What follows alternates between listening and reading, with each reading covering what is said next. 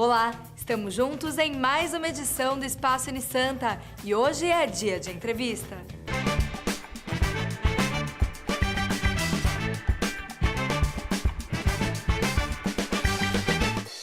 O convidado do Cá Entre Nós desta semana é Teodoro Vasque, professor do mestrado em Ecologia da Unisanta. Recentemente, ele lançou o livro Arquipélago de São Pedro e São Paulo, Histórico e Recursos Naturais. E para desenvolver o trabalho, fez várias expedições ao local. Na entrevista que você confere hoje e amanhã, ele fala sobre a importância deste arquipélago para o Brasil e explica os resultados das pesquisas. Confira!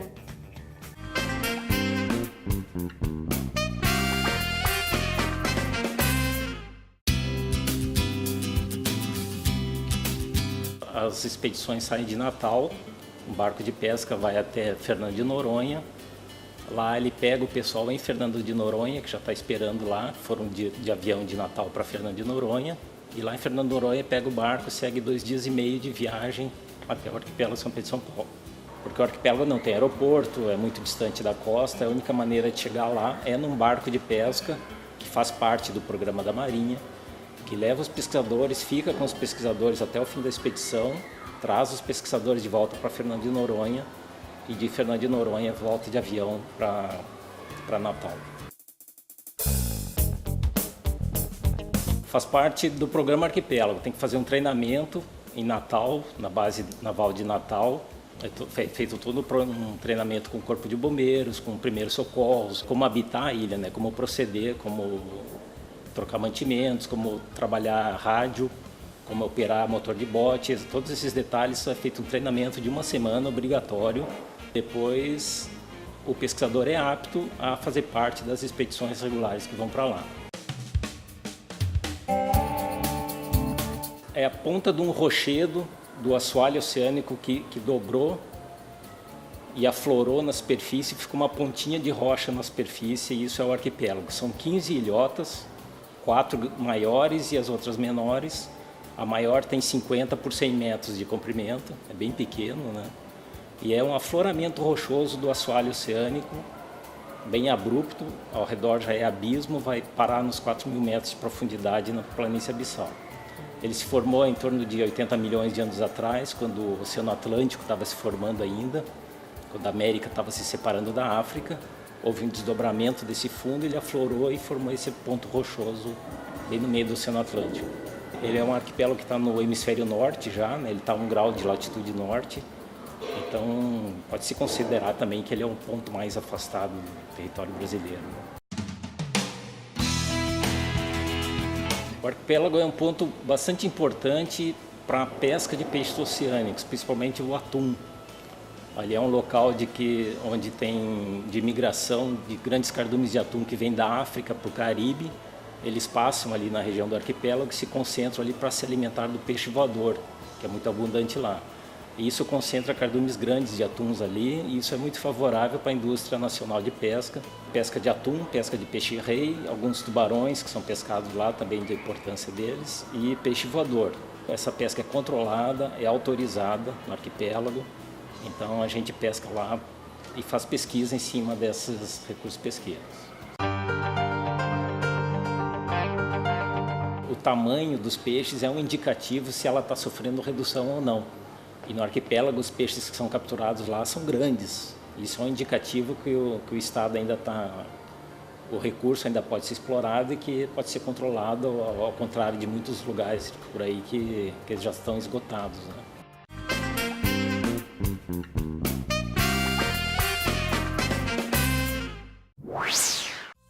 Quem nunca bocejou? Seja por sono, tédio ou só por ver alguém fazendo a mesma coisa. A verdade é que não se pode controlar ou evitar um bocejo. Ele é um movimento involuntário que está presente no homem desde bem cedo. Se você for observar, a partir da 12ª semana de gestação, o feto já apresenta o bocejo. Existem algumas explicações para o bocejo. A primeira delas é puramente fisiológica e diz que ele ajuda nosso organismo a ficar em estado de atenção. Se eu tiver com um estado de sonolência, tédio, sono mesmo, né, ou perder a concentração, o mecanismo do bocejo ele entra como uma oxigenação extra para despertar o meu cérebro. E por que quando uma pessoa boceja, as outras ao redor fazem a mesma coisa? Para esta pergunta também existe uma resposta fisiológica. Nosso cérebro tem uma área chamada córtex pré-motor. Ele imita mentalmente todas as ações que vemos. Essas ações não se manifestam por causa de uma outra parte da nossa mente, o córtex pré-frontal. A função dele é impedir que a gente faça tudo o que vê, mas o bocejo é gerado pelo hipotálamo, e nenhuma parte do cérebro inibe essa imagem. Por isso, bocejamos quando alguém boceja. Ainda há outra teoria. O bocejo ele é ligado ao sistema vegetativo autônomo, né? Ele é uma função que acontece reflexa sem que você precise comandar. Você até tem um certo comando, você pode começar a respirar mais fundo e abrir a boca e você acaba bocejando também, mas você boceja sem querer. Assim como a gente respira, como o coração bate, são sistemas autônomos que a gente não controla necessariamente. E esses sistemas, eles têm uma facilidade dessa coisa que a gente chama de contagioso, ou seja, de funcionar parecido se você estiver próximo de uma outra pessoa. Vou dar um exemplo. Se você estiver perto de alguém triste, é possível que você fique triste mesmo sem saber por que ela está triste. Todos os homens bocejam. E não é somente o ser humano que tem essa capacidade. É um processo que independe necessariamente do processo psíquico, que a gente chama das funções superiores do cérebro humano, né? Um animal pode perfeitamente bocejar como nós bocejamos. É a parte mais física, a parte que nós temos mais próxima dos animais mesmo. Todos os animais bocejam, tá? Esse é um mecanismo nosso, né? Primitivo, fundamental, que vem acompanhando toda a espécie.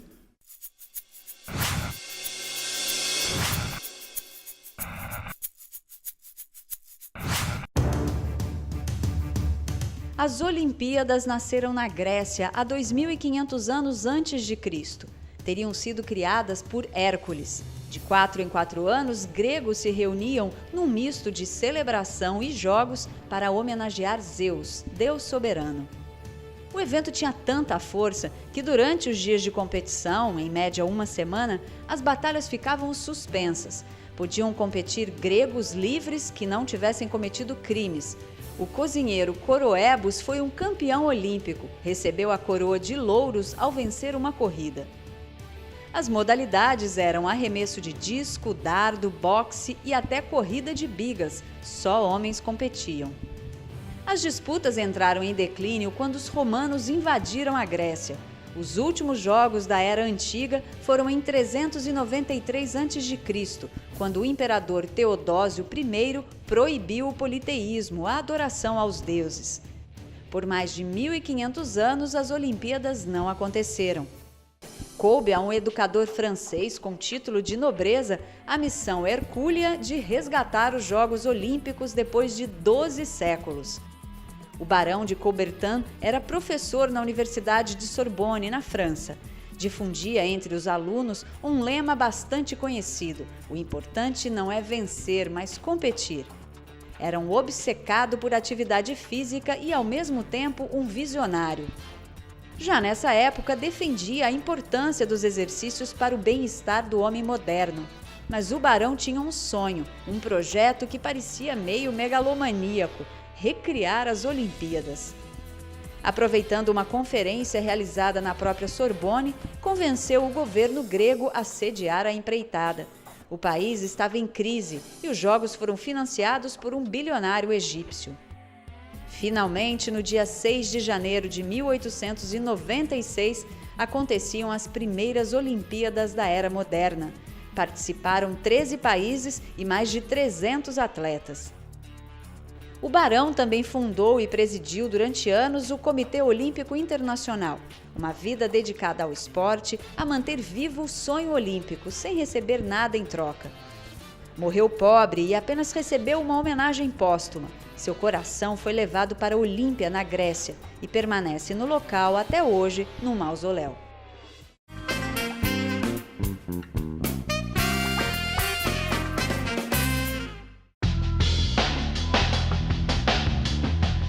Há pesquisas em diversos ramos do conhecimento lá, desde psicologia do pessoal que fica na ilha, até toda a parte biológica de ecossistema, de navegação e de toda a biodiversidade que existe na ilha São estudados por diferentes projetos, financiados ou não, normalmente pelo CNPq, de diversas universidades, do Rio Grande do Sul ao Ceará, tem universidades trabalhando lá. São feitos projetos regulares onde os pescadores vão se revezando, vão participando, fazendo relatórios e trabalhos científicos no arquipélago. Eu trabalho com pesca, com peixes oceânicos, mas enfim, tem toda uma gama de biodiversidade que é estudada lá por diferentes pesquisadores também. A maioria dos resultados são publicados em periódicos científicos, né, de circulação nacional e internacional.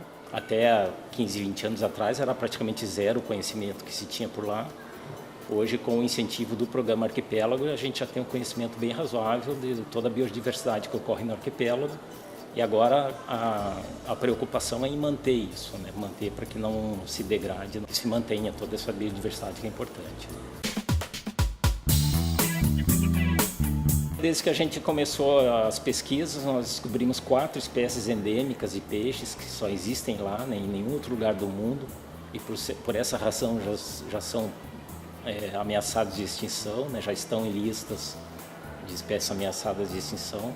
Existem 3 espécies abundantes de aves marinhas lá também, que são controladas e estudadas. Mas o principal recurso mesmo é a pesca, que é controlada e é como um patrimônio que nós temos ali no arquipélago como recurso para o país. Uma particularidade que existe lá interessante é a ocorrência do tubarão-baleia, que é o maior peixe do mundo, e ali existe uma concentração deles no arquipélago. Agora os estudos estão sendo feitos para ver se é uma população que reside ali ou se ela migra também ao redor. Eles variam de 1,8 metros, o menor que ocorreu, a 14 metros de comprimento, que já foram medidos lá. São animais dóceis, grandes, a gente mede com uma fita métrica eles dentro da água mesmo, porque eles ficam parados, né? E isso é um estudo bem interessante, que é ali um ponto de concentração de tubarões-baleias lá, também a gente está estudando as razões disso. Ele é permanentemente habitado desde 1998, quando iniciou o programa Arquipélago. São sempre 4 pesquisadores que ficam lá e são revezados a cada 15 dias. Troca a equipe por outra nova, mas está sempre habitado. Lá é totalmente rochoso, não existe uma árvore, não existe água potável, não existe água doce no arquipélago. E isso torna a situação muito restrita, né? Tudo vai por barco, né? A cada expedição que vai para lá, todo o mantimento de comida e água potável, são garrafões de água, né? Tudo isso é desembarcado na ilha para o pessoal que fica lá. Depois, quando os mantimentos acabam, já está na hora da próxima expedição chegar, assim por diante. Sempre renovável a cada 15 dias. Tem geladeira, tem energia solar, painel de energia solar que sustentam a energia da estação. Tem motor a diesel para emergência também. Existe a estação, ela tem os quartos, dormitórios, cozinha, banheiro, tudo normal do que uma casa, uma estação tem. E a gente faz todas as pesquisas ali.